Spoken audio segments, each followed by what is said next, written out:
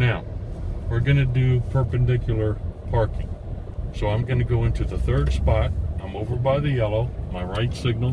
Once my mirror gets to the first line, I turn hard right. And that's bringing me into the space.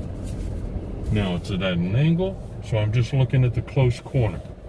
So you're concrete straight, but my car's going in at an angle, so I'm just looking at the closest corner.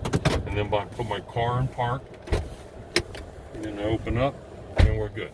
Now, this is the issue backing out of these spaces. Say there's an SUV to my right, and I can't see through it. This is why I always park next to the windows. If you look to the right, notice the window. I can see all the cars moving behind me in the intersection and pedestrians if I can't see past the car on the right. Now, if it's a car, usually you can see through it. But if it's an SUV, always park by windows so you can see the cars moving. It's a great tool.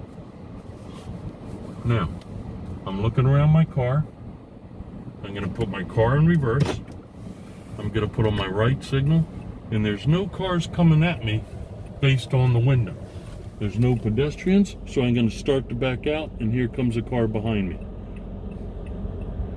Okay, here comes another car that just turned. So I'm waiting, even though my signal's on, because as the back of my car starts to come out, my signal's flashing. Now I'm going to back out. Now if there was a car to my left, I would wait till my bumper got to theirs, and then I would turn, because I can't go over the yellow.